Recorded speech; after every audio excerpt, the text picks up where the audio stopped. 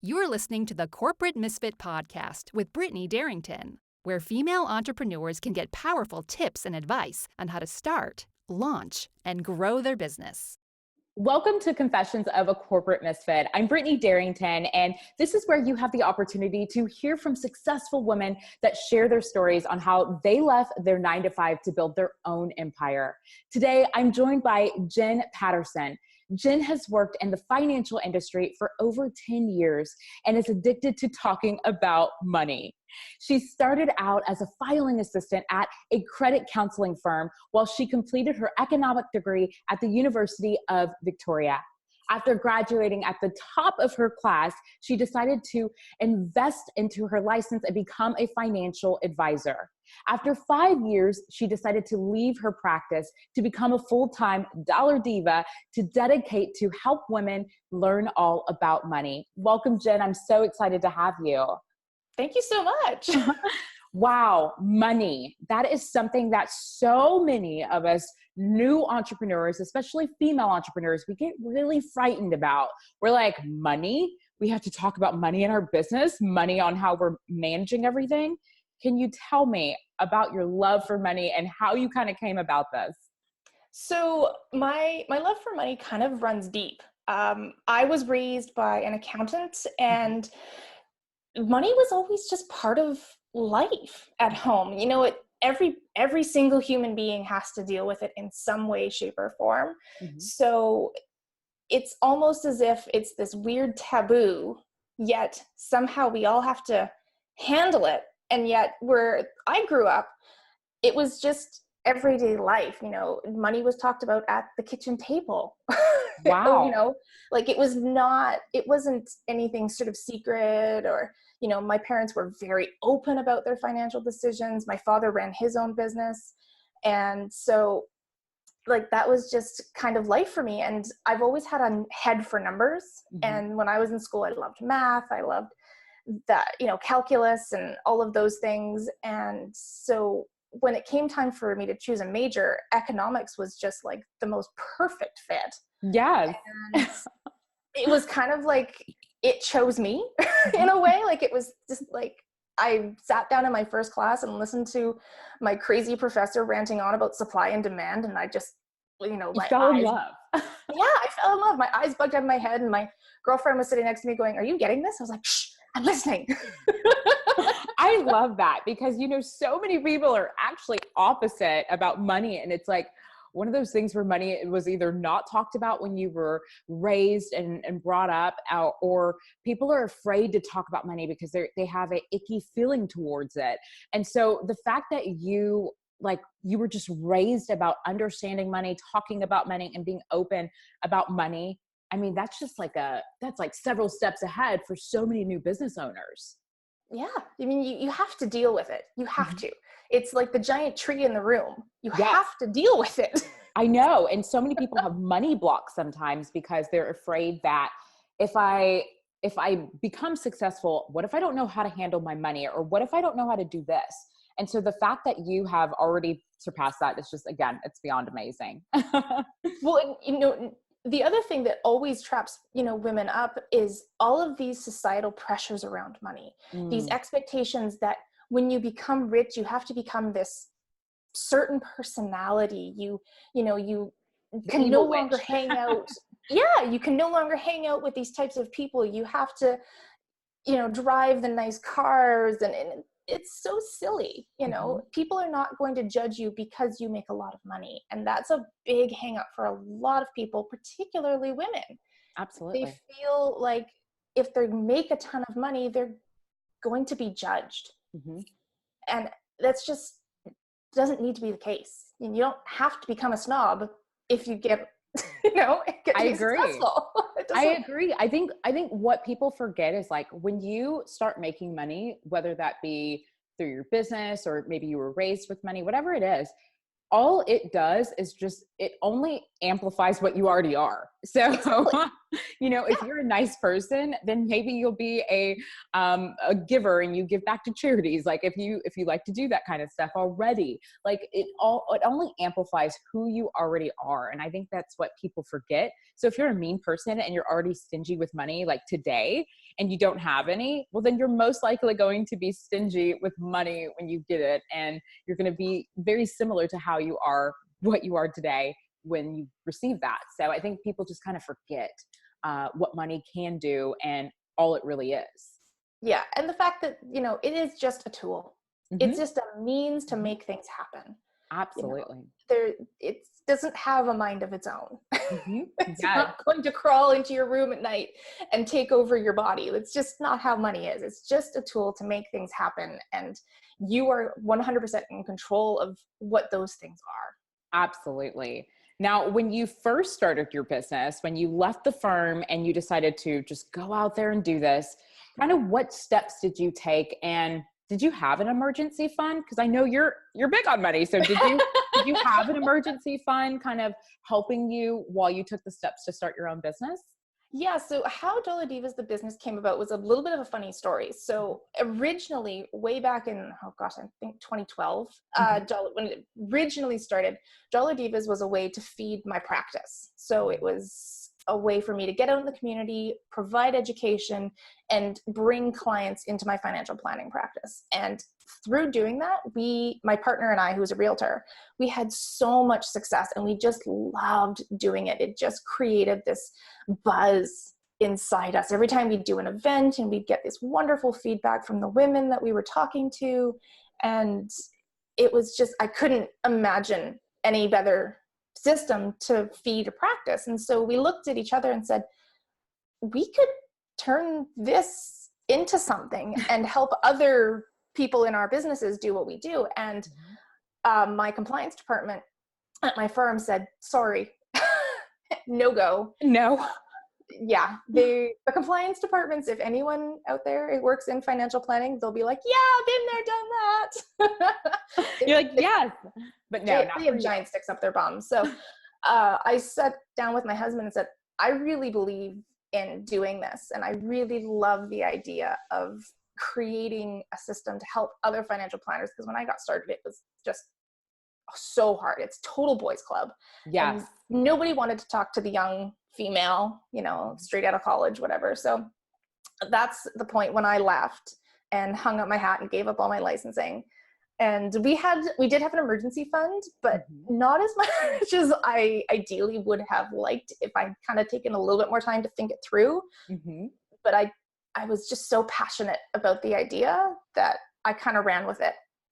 Now, did you make a plan to go along with, I know your emergency fund was not where you wanted it, but did you at least make a plan to kind of turn that hobby or the part-time side hustle into an actual full-time? Yeah, we did have a sort of a game plan, and I will be the first to admit it totally blew up in our face. It usually does. Sometimes we make these really extra amazing plans that are like, oh my gosh, I'm building the next Bloomingdale's or Neiman Marcus. And then it's like, okay, wait, no, this is not reality. Massive epic failure. But I learned a ton. So that was good. Yeah. That's great. Now, when you decided to go into business with your business partner, how did you decide if she was the right fit for you? Because so many people go into business sometimes with the wrong people and it becomes a disaster. So what are some steps or what are some things that you did to make sure that your business partner was the right fit for you? So we really took it very slow. So Sarah and I met in 2011. And we met at some networking meetup and decided, we were both young women, trying to break into these ridiculously competitive industries. And we thought, well, let's just put our heads together and see kind of what comes out the other side. And actually at the time she was working with another financial planner. And so we kept kind of having lunch and feeling each other out. And we decided to work together on just one workshop. And so we just did the one workshop and we both really connected. We both saw the world the same way. We felt like we could really work together moving forward. And she liked more of what I had to say in terms of how to handle money and how to deal with investing. And so she actually fired her other financial planner. Oh. And they severed their relationship. And we just slowly moved forward. And, every little while we would just take on more things together. And by the time I left my practice, we'd already been working together for 3 years. Oh, wow. Okay. Yeah. So 3 years until you finally left full time. Until we decided, to make anything really official and any, sign any legal documents. And, to this day, she's one of my closest friends. And I know that, we've been through the ringer together personally and professionally. Mm-hmm. So there's nothing that I can't tell her. And so she's more sister than business partner. Yes. Now, how do you manage that though? How do you it's letting that relationship develop? Absolutely. How do you manage the friendship and the business side of things? Like, there's sometimes where you might have a business disagreement or totally. Or whatnot. So how do you manage being a friend, but then also being a business partner? A lot of communication, so much communication, and just knowing that above all, she is my friend, and that's never going to change. And so like we've of course had business disagreements like that goes without saying. You can't, it's like a marriage. I know people forget business is a marriage. I don't care who you're in business with, your employees, like whatever, it's a marriage. It's a marriage. And so, opening up the lines of communication and just being as honest as I can without being combative. So, it's the same way I communicate with my husband. It's about speaking about what I feel and the way I see things and the way that I'm reading, the impressions I'm getting from her, rather than, well, you said this and you did that, and, trying to keep that out of the conversation and just saying, okay, here's what I see from my perspective. Here's where I'd like to go. And this is what I'd like to do. And here's the reasons why. Mm-hmm. And, every once in a while, sometimes it comes down to us sitting down with a bottle of wine and we need to cry it out. Seeing what works. I'm so sorry for being a cow. I love that. A bottle of wine always fixes everything. For people who know me. Yes. Now, you spent 3 years really building your business up. And then when you left your firm, you went full in. So what are some challenges that you might not have faced when you were doing it more on the part-time or still full-time, but while working your other job? What are some things that you might have faced when you went full-time into the Dollar Divas? So the huge challenge that we faced when I left my job to pursue Dollar Divas full-time was figuring out that in the franchise model, which by the way, we've totally abandoned, we needed to find versions of ourselves. And that was exceptionally hard to find. And we didn't really know how to go about that. And, we were looking for people in a much bigger geographical region than we normally were used to working with. When you're working in real estate and financial planning, it's a pretty small geographic area you're dealing with. You can go to networking events and you can get to know people on a more personal level. Whereas when you're dealing in the online space, that's a whole new ballgame. Oh yeah, I definitely know. I mean, trying to just identify where do you find people is, gosh, it's something that so many of us are not taught, it's not something that we learn. Yeah. And I was beyond intimidated by the whole thing. And, I'm not a tech savvy person. So, that was a huge challenge. And then the other challenge was figuring out where do we spend the money? Where do we get frugal? Because there are always places that you need to spend in those early days, but it's not always what you think it is. And so those were very challenging decisions to make. And I can tell you 100% honestly, most of them we got wrong. Yeah. And that's part of business. You make mistakes, you take the risk, you make the challenge, you try out different things and you see what works. And I don't believe in like, just go out there and see what sticks. But I do think like, okay, you have to be willing and be okay with having some things just not work out and picking yourself back up and trying it again until you can figure out how to make it work, and not keep running into the same mistakes or the same setbacks that you're facing in the beginning. Yeah. Well, it's that whole definition of insanity thing, you know, trying to do the same thing over and over again and expecting a different result. Absolutely. You gotta try it once, but if it doesn't work, you gotta pivot and move on. Exactly. So when you decided to start your business full on, did you know exactly what you wanted to do within the online world, or did you have several ideas and you were trying to figure out how to actually narrow it down and focus on that one thing? So like every other entrepreneur on planet Earth, I had a million ideas. And so did my partner. And so trying to narrow that down and find that specific niche was ridiculously hard, because we were a little bit like kids in a candy store. Oh, shiny. Ooh, this looks fun. Let's try that. Yeah, let's really implement this. Let's do that. Yeah, little of this, little of that. And, you know, so trying to pick one thing and really focus on it was very challenging in the beginning. As time has progressed, I don't know if it's a skill that I've developed or just one of those things that happens over time. It's gotten a lot easier to pick a thing and stick with it. Absolutely. I know it's so difficult, especially in the beginning, because we're like, okay, I'm going to implement my charity, my clothing line, and I'm going to implement this at the same time. And it's like, what are you talking about? There's going to be swag and I'm going to have live events. I'm going to be doing all of this. What I think people forget too is that when you see new companies, or not even necessarily new companies, established companies implement things, and sometimes they're implementing a ton of things at once, people forget that there's a team behind the scenes actually helping to make it happen. And so like, I listen to people who are like, I'm going to implement this, this, and that, and that. And I'm like, that's awesome. That's great. And I think to myself, I'm like, how are you going to manage that? And they're like, well, I'm going to sleep when? I know. When are you going to sleep? But yeah, we have to start remembering, like, sometimes we have, like, for example, you have a business partner that you can, you know, split your task with, or, you know, I have a team of people that I can hand off responsibilities to. And so it can help make the whole entrepreneurial stage a lot easier when you have people, because it's not so all on you, you know?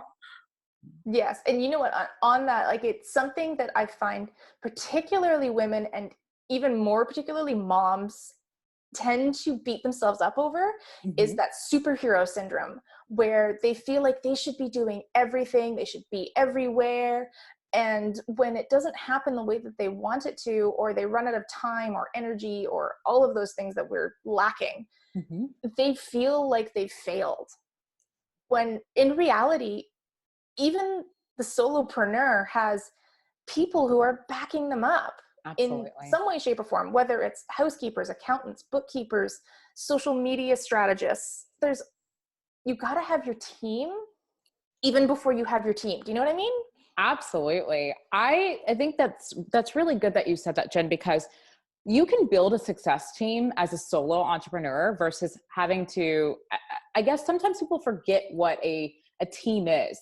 A team could be your spouse, where they're your support system, or like you mentioned, like a team could be someone who might be really great at marketing and they can give you advice, or you can bounce ideas off of them. Having those individuals on your team, regardless of if they are fully working in your company or if you're paying them on contract or whatever it may be, like, you need those people so you can truly get to where it is you want to go and expand yourself. Oh, totally. And there's, you know, in those beginning stages, getting really creative with how that team is created around you is absolutely so critical. You know, like, for example, right now, my parents are watching my daughter, because there's no way I could do this with a toddler running around my ankles. As much as I would love to try. Superwoman? No, as wonderful as a kid she is, she would definitely be in the way, you know. Yeah. And there's, you know, I have a fabulous mastermind group that I meet with. I have two of them actually that I meet with once a week, one online, one in person, and they're an amazing support system.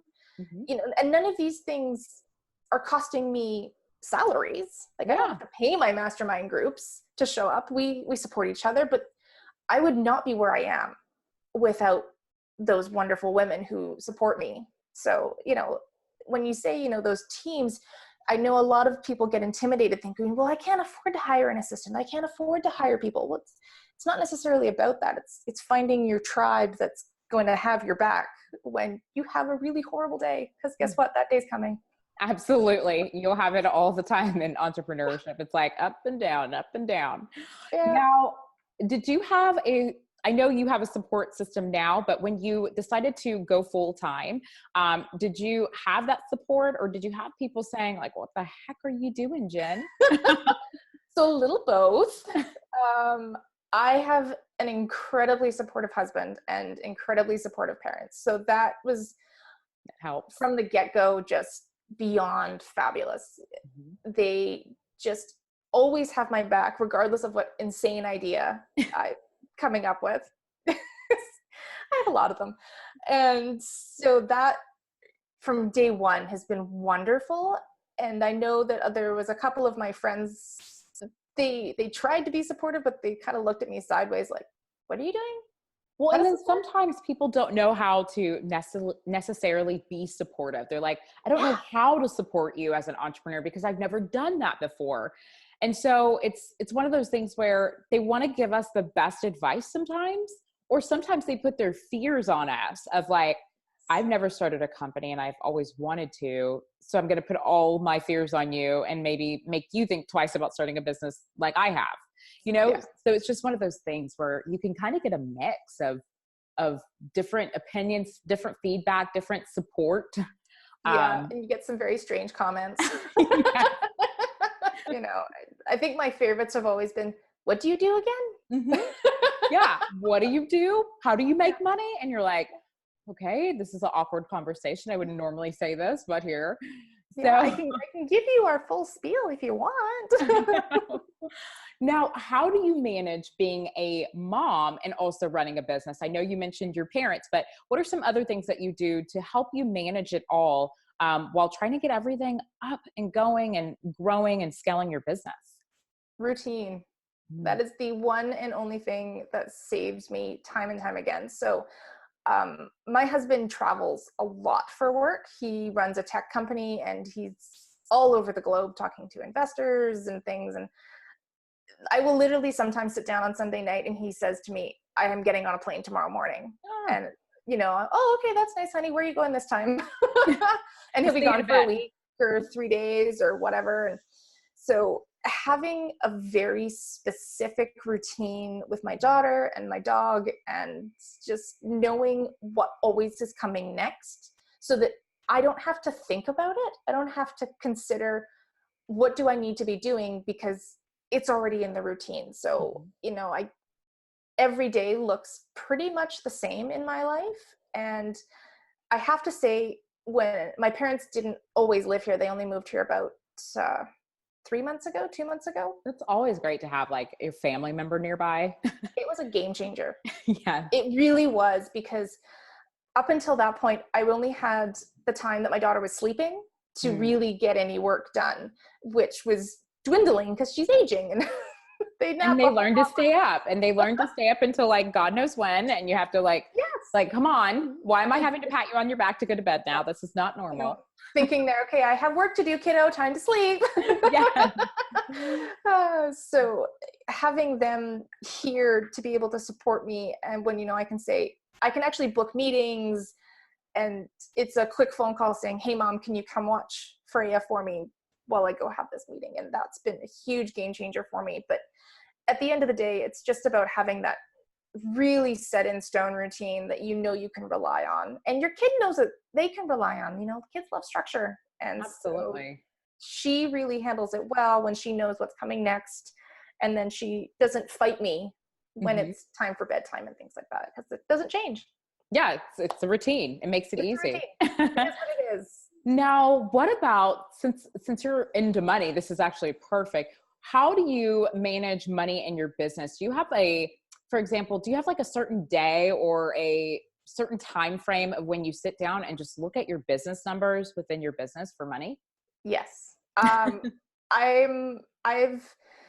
been managing money in businesses for, oh gosh, since my husband and I got together like 15 years ago, because he was an entrepreneur when we first got together. And so, and bless his heart, he's hopeless at managing these things. A lot of people are. And, you know, Yeah. that's why I asked this, because so many people go into business and they're not good with money. And that is like one of the number one reasons why so many businesses go out of business, is because they don't know how to manage money. Yes. So it is the oldest entrepreneurial tale known to man. There is somebody who is so brilliant at what they do. They have their genius. Yeah. And they go out and they do it, and they haven't a clue how to manage the financial side. And while their business should be thriving because they truly are a genius at what they do, their business is just floundering and is, you know, one bad day away from going under. And so many entrepreneurs are in that boat. So I have a really sort of specific and automated way of managing the money in the business, and actually in my personal life. They're no different. They just, you know, called different things because, you know, a spending account versus an expense account, you know, that sort of thing. And I use a system of multiple different bank accounts to hold money that does different jobs. So when I get income in, usually I look at it once a week, or at the very least twice a month. And it all goes into one central pot. And then I take the central pot of money and divide it up based on percentages. So a certain percentage goes to taxes, a certain percentage goes to operating expenses, a certain percentage goes to my paycheck. That's how I operate. I love this. A lot of people don't take a paycheck. So, you know, having that percentage that goes into a paycheck, and then having another separate account that's specifically for growth, you know, it's all just, and it just filters out based on a set percentage that, you know, I review probably once every 6 months, and making sure that it's still serving. I love this, because this is something I implemented.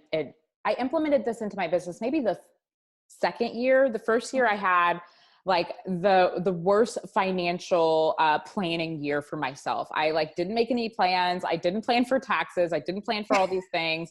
And then I was like, oh my gosh, what am I doing? Why is this happening? And I made it a commitment to myself, like, get on track. You're going to make this work. And I did what you mentioned. Like, I started multiple business accounts. I had a tax account. I had a marketing account. Well, we still have this. I said this like we don't have it. We have a marketing account, and we have a paycheck account. And I always make sure that once that money's received, boom, it needs to go in its correct place, because I don't want us touching it, and we need to spend money on marketing. Too. Exactly. And that goes back to what you mentioned earlier, Jen. You said, if you take control over your money, then you don't have to fear it, because you have control over it. Yeah. And having those separate accounts and putting them out of sight and out of mind is so powerful, because it's that, you know, the Parkinson's law of things will fill the space available. We will spend the money that's available. So if you have all of your cash sitting in the same account, even though in your head you're thinking, well, I have to save 30% for taxes, and I have to, you know, pay myself a paycheck, you'll find a way to spend every last dollar of that money that's available to you. So like, I even encourage people to, when you're talking about like your tax money and you know, your growth money that you really need to sock away, keep it in an account that is so far removed from everything else that you actually have to go to the bank. I know it's such a crazy concept to actually get off. I have one of those. And then it's so funny, because then I'm always like I'm the crazy one. I'm like, oh my gosh, we can't get it for like 4 days, guys. And everybody's like, what? I'm like, I'm so sorry. We can't get to that bank account for a while. Yeah. Like, you have to separate it out so that it's, when you do go and get it, there's a very specific reason, because you have to go and pay the government now. And so you are motivated to put on shoes, get in the car, and go talk to a human. Absolutely. To make that happen. And if you start, like what you mentioned, if you start at the very beginning, then as you grow and you get more money and more clients, more income, then you can plan more efficiently and more effectively in your business. I have money Monday. So on Monday, like I sit down and I talk with my CPA, we go through everything, but like people don't realize that's something you have to implement. I don't care if you're in the first day of business. If you start implementing it right away, it just makes your life so much easier, unless you have someone who can manage it all for you and Well, keep that up and going. if you don't do it on those early days when the mistakes are this big, you're going to have mistakes that are this big. Huge, like I did. And it's just going to be expensive and messy and just nauseating to figure it out. Whereas you could have made those same mistakes that would have been easy to fix in those early days. And, it's like, a kid teaching your kids about how to manage money. When they make a mistake and spend all of their money on candy when they're 10, they're not going to have the government beating down their door saying, you owe us your income taxes, and now we're going to garnish your wages. So they can learn those lessons young, and then when they get older, the consequences aren't going to come back and bite them in the butt. When we talk about those early spending decisions, it really makes you think very hard about how every dollar is spent. Because if you've already portioned out your money for your taxes and your paycheck, you've got a smaller amount to deal with, and you have to think, well, how can I make what I need to have happen with this little pot of money? And it makes you so, what's the word I'm looking for? Innovative with the way that you spend your money. And, those habits that get ingrained, and as you grow, you just get more and more profitable as opposed to just bloated. Absolutely. Because there's a difference between profit and bringing in income and having a ton of expenses. So important. Yeah. And it's actually, I'm so glad that we're chatting about this, because it's literally what I've been working on in the last month, is creating a program that teaches entrepreneurs how to do these things, how to develop these skills, and where to go to get help, and, managing their finances. And so that's literally the program I'm working on right now, which I'm super excited about. I'm in love with it, because I know that what you're teaching is something that is not only powerful for new entrepreneurs, but also established entrepreneurs who are looking to eventually grow and scale. And so I find that, again, if you can sit down and have the resources and the tools and the support system on how to fall in love with like knowing money and understanding it and how it works and how you get to control it, I mean, you only set yourself up for like a win-win. And that's what I want for every single entrepreneur. Like when you go into business, you're not thinking like, okay, I'm going to go into business and I'm going to fail in a month, or I'm going to fail in 2 months, or I'm going to fail. Like you don't go into business like that, right? Yeah. We go into business and we're like, we're going to win. This is our next big baby. This is going to be the it thing. And if we find ways to sabotage that ourselves, which could be through money or poor planning or poor practices, then all we're doing is letting our dream kind of like dwindle down the lake, and we're like, bye, it's going away, bye. And so it's important if we can get in front of these things right away, because it can then allow us to really sustain some of those hard times that we may face, especially in the financial side of things when it comes to business. Absolutely. And, you talk about weathering the storms, and the entrepreneurial journey of the roller coaster, having everything from the get-go set up in a way that creates checks and balances and safety guards against those storms, then you can save yourself so much time and headache. And your business, we're all in business because we need to make money at the end of the day. We want to pay our bills, we want to have some freedom. And so if you have those things in place, then your business no longer runs you. You run your business, and you can not have to make those last minute desperation decisions, taking on the client that is going to be a problem. Because you just need to bring in that income. Yeah. Because you desperately need to bring the income. You go, oh my gosh, this person's going to drive me crazy, but I have to take them on because they're the only ones willing to sign with me right now. And, I know. Or, launching a product before it's ready because you got to get it out the door because you're running out of revenue. And these decisions that ultimately can kill us. Yep. You can be avoided with just taking the reins from day one and saying, this is how I'm going to run my business. And this is how I'm going to run the money and not let it run me. Oh, I'm like serious. I can talk about this all day. I'm loving this right now. Now, I do want to kind of just take it to the marketing side of things. When you got started, I know you mentioned like, how am I going to find clients online? How am I going to attract this person? What did you do to get started with marketing within your business, and how did you find your ideal customers? So this has been probably the biggest challenge, and something that I'm still figuring out as I go. Initially, it was just a Google search and a lot of cold emails. I love that.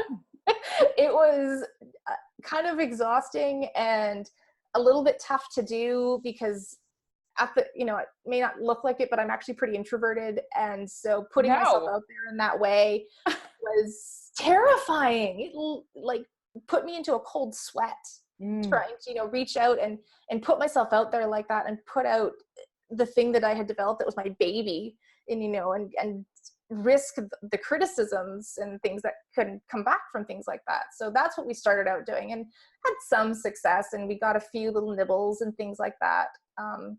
And then more recently, I have discovered the wonder that is Facebook groups. Oh my goodness. This is our number one. This is so funny because we're interviewing 52 women. Sorry to cut you off on this. No, that's okay. Women, and every woman so far, I've already interviewed like 15 people, Facebook groups. Yes. Especially when you're dealing with the female market, because I always laugh because when my husband comes home from work, I'll ask him things like, oh, how was your day? The usual stuff. And he'll tell me about, he met with this person or that person. And oh, okay, well, do they have a family? And he just shrugs and goes, I don't know. And to me, that is just so foreign because every time I meet somebody new, the first things out of my mouth are, tell me about yourself. Do you have kids? How did you end up where you are? But I found in my experience that women really like to do business with people they know and that they really can connect with on a personal level before they can sign on the dotted line professionally. Absolutely. I agree. I work with women. I get that. Absolutely. So when you're talking about something like Facebook groups where you can really get to know people in a surprisingly authentic way. Like I remember when I first started kind of poking around them, I was like, is this for real? People don't even realize it. Cause like I've generated a ton of leads from Facebook groups. I've made friends through Facebook groups. I've been able to collaborate with what we're doing through Facebook groups. There's just so many amazing opportunities. However, if you use it right. There's some people who don't use it right though. They go in and they just, I don't know what they're putting. They just spam the living bejesus out of everybody. And you can, everyone knows that guy or that person. They're just like, you scroll right on past it and go, delete from feed.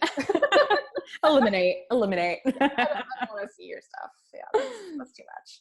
So absolutely. You definitely need to do it in a way that you need to bring yourself to the table. You can't just throw your business out and expect it to stick. Absolutely. People think build it and they will come. So far from the truth. Yeah. It is one of those things you have to get out there and go and make it happen for yourself. Now, I know you mentioned that you are not really a fan of like going and talking about business or trying to sell per se. What are some things that you had to do to get comfortable with reaching out and connecting with people through Facebook groups and putting your business out there? It's been a lot of, I would say, kind of fake it till you make it. For me, it has definitely been that. And in those early days, I was having those first few successes where you connect with somebody and you just connect and you just talk about their business, you talk about your business, and you just get each other. That has been very powerful for me to kind of get over that salesy, hiccup that really held me back in a lot of ways. And I think the other thing that really made a big difference was shifting from the financial planner role where I was in a place where there were managers standing over me saying, you got to make your quotas, you got to make your sales. And there was always this little voice inside my head that said, but what if this client doesn't need this? What if this is not the right move for this person, but I need to make my quota. And so there was always that internal battle between the ethical side of me and the part of me that needed to do my job and needed to get paid. And so coming away from that and now being in a place where I am so passionate about what I'm teaching and the things that I'm offering, that I'm totally cool to talk about it for hours. Wow. And, having those people that, so they just get it, and remembering how that felt when I get those moments of, oh, what am I doing? Oh, this is scary. I love that you said that, Jen, because a lot of people, are coming from sales and marketing backgrounds before they start their business. And sometimes it's a quota system that they were in prior to. And then they automatically assume, or they set really crazy quotas for themselves when they go into business. But what you mentioned, which I absolutely loved, is that you get to pick and choose who you get to work with. And you also get to create that authentic relationship. And if you feel like it's not a need for them, you're okay with it, but you're really excited and willing to share what you have to offer because it can help someone. And so I love that you just kind of took that time to be able to see that instead of, I have to hit this quota for myself. This is it. Like some people do. Yeah. And I think the other really powerful thing about doing business online is there is always more people. Absolutely. There's always more people that you can reach out to. So like in the last couple of weeks, I've been doing a ton of, outreach and bringing in, leads for this new program that I'm developing. And, I'll send out a message. And if they say, no, it's not a good fit. Okay, great. Good luck. Moving on. Yeah, there's thousands of people. And well, first of all, not thousands, let's be correct. There's millions of people on Facebook, millions of people on Facebook. And if one Facebook group doesn't work for you and you're noticing that one, you're not benefiting from it or collaborating or even gaining any new clients from it, then maybe that's not the right Facebook group, but you can jump into the next one. It's like, you get to pick and choose. It's like going to the mall. It does it for you. They give you this nice little list on the side of your page that says, here, these might interest you. Absolutely. I always find that I'm always in the same groups as others. And I'm like, we have a lot in common. I'm like, we should collaborate. Exactly. Now, what are some things that you absolutely love about being your own boss and running your own company? I love, it's funny. I talked about my set in stone routine, and yet I love the freedom. I love the fact that I can change things on the fly. I can take my daughter to gymnastics class and swim class and still be a working mom and not have to worry about punching the clock at 9 a.m. Monday morning. I love the fact that when my husband calls and says, hey, I've got a business trip down in Seattle. We live in Victoria, BC. Do you want to jump on the Clipper and come join me? I can pack up my laptop and go. Let's go.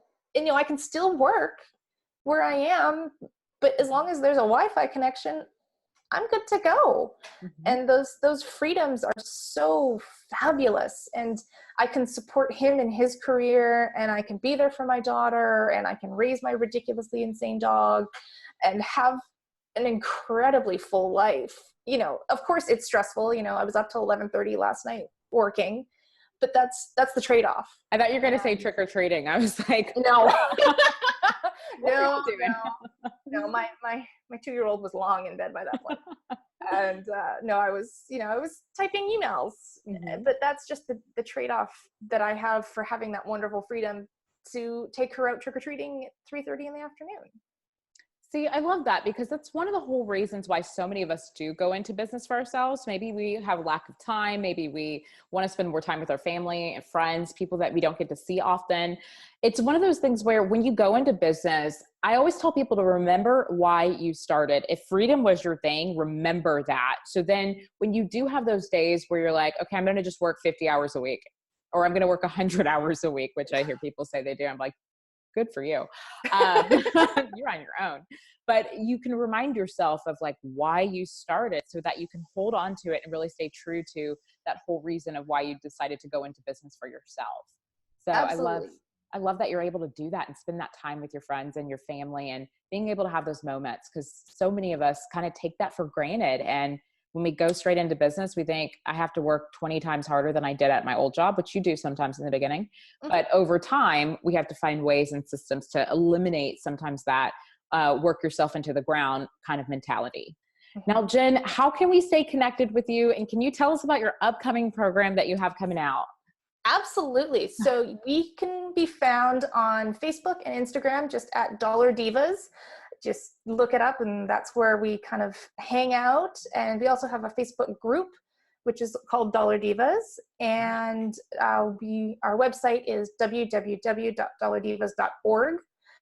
And our new program, which I'm super pumped about, it's called the Mompreneur Mastermind. That's a mouthful.